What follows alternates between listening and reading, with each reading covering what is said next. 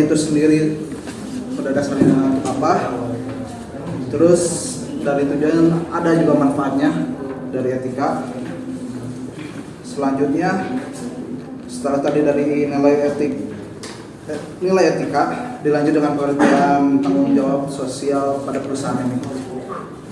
Di poin selanjutnya ada kolaborasi dan kesempatan.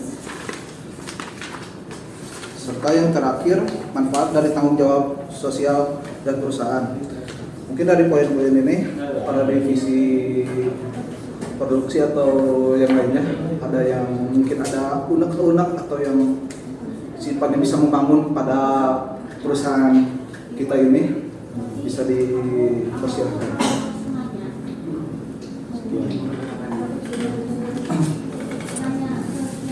Ya, mungkin izin saya dari divisi produksi. Mungkin saya ada sedikit masukan bagi bapak-bapak di sini. Saya ingin memberi masukan mengenai etika dan tanggung jawab. Menurut saya etika dan tanggung jawab itu sangat penting dalam perusahaan ini, maupun hubungan secara internal maupun eksternal gitu. Kita harus bisa membangun nilai etika dan nilai tanggung jawab yang tinggi terhadap karyawan kita, maupun ke sesama karyawan ataupun sesama konsumen, agar perusahaan ini menjadi lebih baik dan hubungan terhadap konsumen dan terhadap karyawan sama karyawan bisa terjalin, agar semua terutama di saya di divisi produksi sangat memerlukan suatu jalinan yang sangat kuat antar kerja yang satu dan yang lainnya.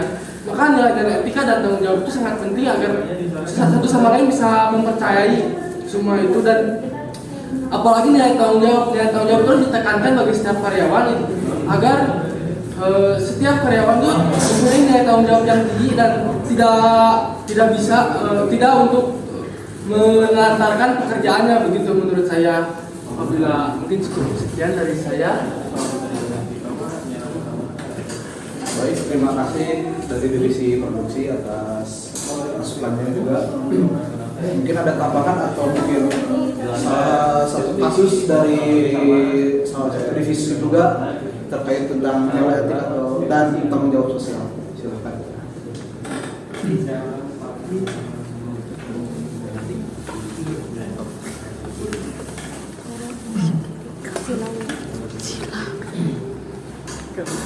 Ya. Baik, seperti tadi yang disebutkan dari produksi kan divisi produksi gitu, bahwa ada hal yang sangat penting gitu ya dari soal etik dan tanggung jawab sosial. Nah, mari kita bahas tentang hal ini. Siapa tahu gitu dari kalau misal mau dibahas berarti kan ada kekurangan. Apakah memang ada kekurangan gitu dari misalnya kode etik gitu dari karyawan yang lain? Apa misalnya gitu contohnya kayak misal ada beberapa karyawan yang emang melanggar nilai kode etik atau memang tidak? Kalau memang ada, silakan usulkan saja biar saya diskusikan bersama direktur, dan nanti juga saya akan mengarahkan kepada karyawan tersebut untuk meningkatkan kualitas etik lagi dan tanggung jawab sosial beberapa dan bagian dan semua, bukan beberapa saja tapi semuanya, untuk meningkatkan tanggung jawabnya juga, mengarahkan para karyawan yang melanggar kode etik tersebut. Ya, juga untuk urusan ini. Baik, setelah kita tadi ya diskusi meeting tentang nilai etik, saya sebagai pimpinan melanjutkan meeting yang kedua, karena saya kan belum mengetahui keseluruhan ya tentang perusahaan ini, karena saya kan sebagai owner nih, saya hanya ingin mengevaluasi dan mengecek apakah divisi-divisi ini saat ini yang sekarang hadir mengalami kendala atau tidak. Selebihnya ya silakan saja, kalau misal ada apa-apa langsung saja kayak usulkan kepada direktur atau HRD yang ada di sini, dan nanti kita diskusikan sama-sama. Terima kasih.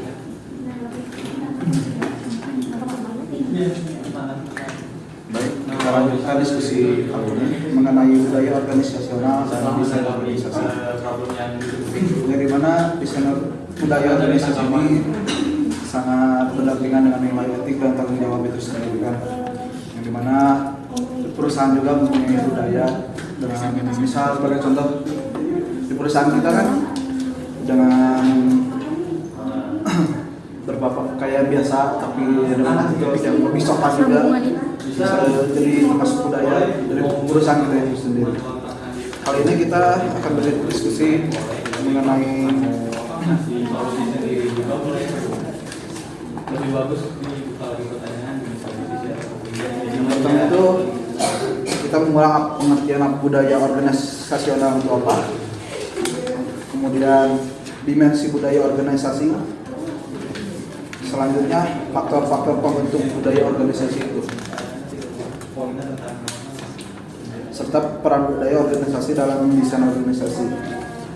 Selanjutnya mungkin dari budaya organisasional ini akan mencukupkan di berbagai divisi juga. Mungkin ada kendala dari budaya atau mungkin dari karyawannya itu sendiri yang berbeda dari budaya organisasi perusahaan gitu ya. Mungkin para divisi bisa menyampaikan keluh kesahnya pada saya sebagai direktur. Waktu dipersilakan.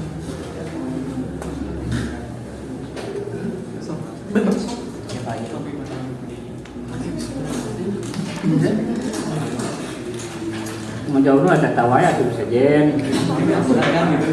Bridging. Saya sebagai ketua divisi produksi, saya menerima beberapa keluhan dari karyawan-karyawan yang ada di jajaran saya gitu kan. Di mana ada beberapa karyawan yang kurang melakukan kedisiplinan dan kurangnya rasa tanggung jawab dalam melakukan pekerjaan gitu kan. Dan setelah saya tindak lanjuti karyawan-karyawan tersebut, mereka itu mengeluhkan suatu hal yang dimana dalam aturan itu tidak tertulis hal-hal yang seperti itu dalam perusahaan ini gitu. Dan mungkin karena ada masalah tersebut, saya ingin menjelaskan kepada Bapak Direktur agar memperkuat lagi mengenai kebudayaan organisasi yang ada di perusahaan ini. Karena sesungguhnya budaya organisasi itu bisa menguatkan desain organisasi itu tersebut. Jadi menurut saya karena ada kurangnya kuat dari budaya organisasi yang dimiliki oleh perusahaan kita ini, jadi menurutnya tingkat kedisiplinan bagi para karyawan mungkin tidak semua, tapi ada beberapa orang dan termasuk ada di divisi saya, di divisi produksi yang mengadu pada saya juga. Mungkin dari saya sekian, mungkin dari divisi lain. Mungkin menindaklanjuti dari divisi produksi, kita sebagai HRD ingin melakukan strategi terhadap karyawan itu sendiri dengan melakukan salah satunya itu pelatihan dan pengembangan setiap 1 bulan sekali agar nanti karyawan bisa berkembang terhadap job desk-nya masing-masing. Terus untuk yang lainnya juga kita juga memberikan dukungan terhadap karyawan itu sendiri. Mungkin faktor lain dari karyawan itu tidak disiplin dan lain-lainnya atau kurang pengetahuan dalam kami yang tidak memberikan pelatihan dan pengembangan bagi karyawan. Mungkin kita juga kurang memberikan kesejahteraan bagi karyawannya itu sendiri. Nah, kita mungkin nanti akan mengadakan program dengan memberikan reward kepada karyawan itu sendiri dengan penerimaan karyawan, terus penaikan gaji. Saya menambahkan ya mengenai yang tadi dikatakan Pak RT. Kemudian saya sebagai manajer akan mempertegas seperti aturan-aturan yang tertulis dan mempertegas beberapa aturan untuk mendapat sebuah hukuman jika beberapa yang dilanggar itu, dan juga punishment. Dan juga terkait gaji, mungkin kompensasi dan gaji itu kan seperti yang tadi katakan akan ditambahkan jika karyawan tersebut bekerja lebih giat dan mengikuti aturan secara tertib. Mungkin sekian dari saya. Silakan ada yang lanjut. Masih ada lagi yang perlu. Saya dari divisi marketing ingin menyampaikan bahwa dalam segi pemasaran terdapat beberapa kendala, seperti contohnya kurang strategi pemasaran dalam ruang lingkup seperti e-commerce atau pemasaran lainnya.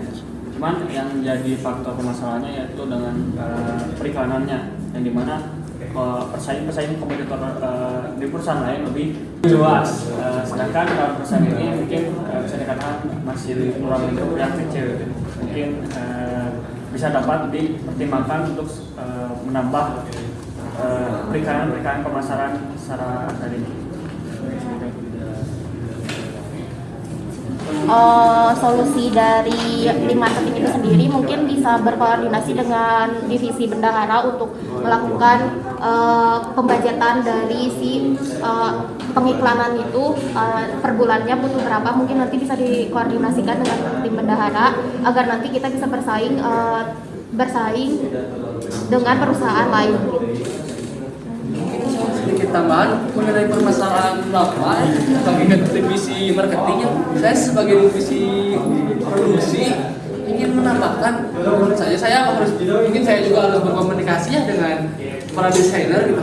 Menurut saya kan kurangnya keluasan cakupan pemasaran perusahaan ini, mungkin ada permasalahannya sedikit mengenai kurangnya branding dari perusahaan ini gitu, karena kurangnya ciri khas dari perusahaan ini gitu. Dan saya juga sebagai divisi produksi memiliki tanggung jawab ya untuk bisa membuat hasil produk yang sangat baik gitu, dan saya juga ingin memberi masukan kepada Bapak Direktur agar secepatnya gitu membuat tujuan yang lebih pas, tujuan arah kemana kita produksi kita akan terarah kemana gitu, agar para konsumen bisa lebih mengetahui pekerjaan.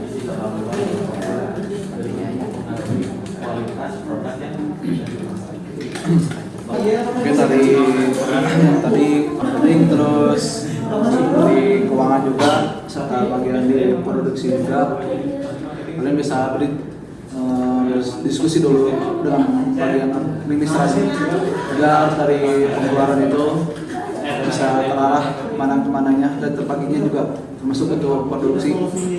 Dari segi produksi juga harus pengeluarannya dengan pas juga, serta dari periklanannya juga harus pas.